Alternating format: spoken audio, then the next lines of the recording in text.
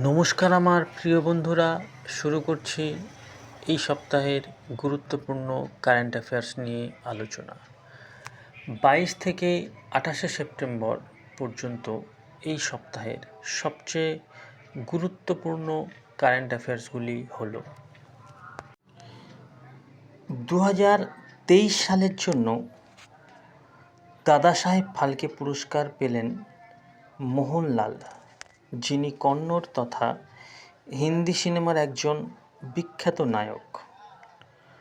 প্রথম দাদাসাহেব ফালকে পুরস্কার পেয়েছিলেন দেবিকা রানী। বিসিসিআইয়ের নতুন সভাপতি হলেন মিঠুন মানহাস, যা 1928 সালে তৈরি এবং এর হেডকোয়ার্টার মুম্বাইয়ে অবস্থিত। বগরাম এয়ার বেস, যা আফগানিস্তানে অবস্থিত, কিন্তু সম্প্রতি আমেরিকা পুনরায় এটি দখল করতে চায়।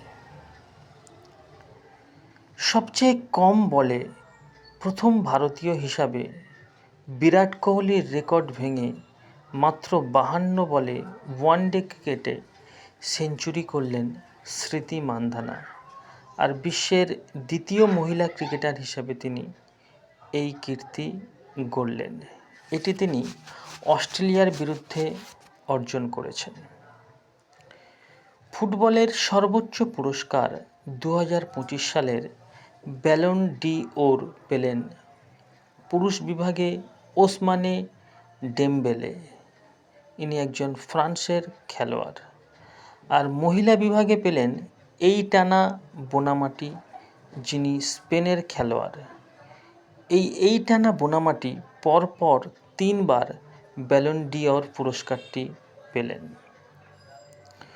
হুরুন ইন্ডিয়া ওয়েলথ রিপোর্ট 2025 অনুযায়ী ভারতবর্ষের প্রথম রাজ্য হয়েছে মহারাষ্ট্র।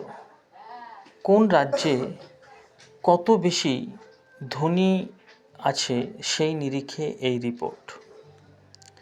হিও হাইড্রো ইলেকট্রিক প্রজেক্ট চালু হলো অরুণাচল প্রদেশের সিয়ম নদীর উপর। কিরণ দেশাই তার লেখা একটি বই the loneliness of Sonia and sunny, বইটি বিশ্বের মধ্যে সাহিত্যের সর্বোচ্চ পুরস্কার বুকারের জন্য মনোনীত হলো। এস.এল.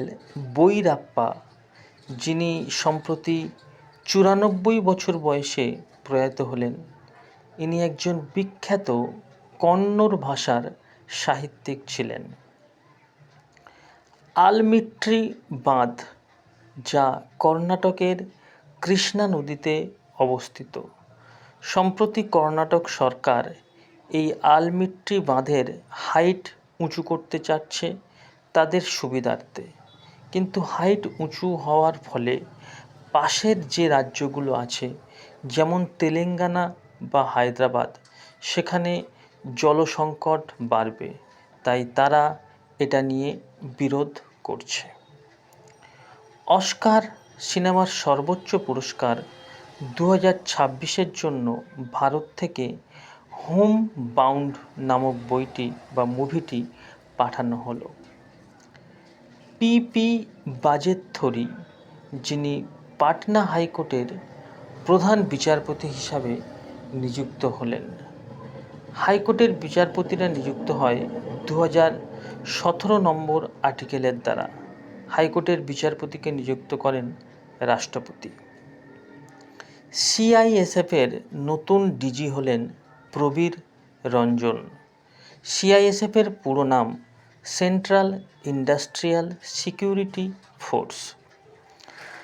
আন্তর্জাতিক শান্তি দিবস পালন করা হলো 21শে সেপ্টেম্বর।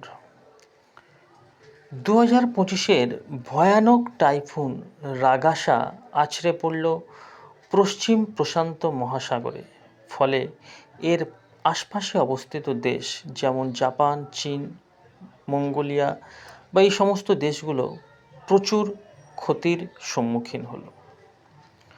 ওয়ার্ল্ড অ্যাথলেটিক্স চ্যাম্পিয়নশিপ 2025-এ প্রথম হলো আমেরিকা, দ্বিতীয় কেনিয়া, তৃতীয় কানাডা।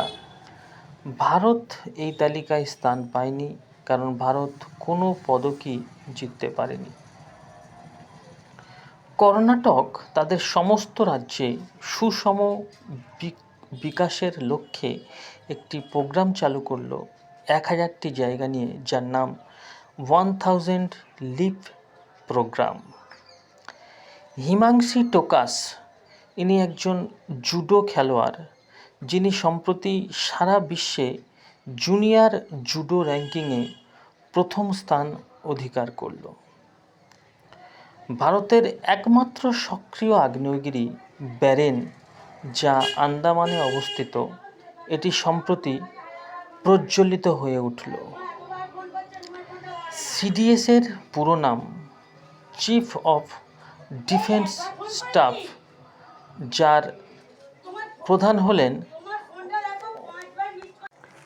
প্রধান অনিল চৌহানের কার্যকাল 1 বছর বাড়ানো হলো।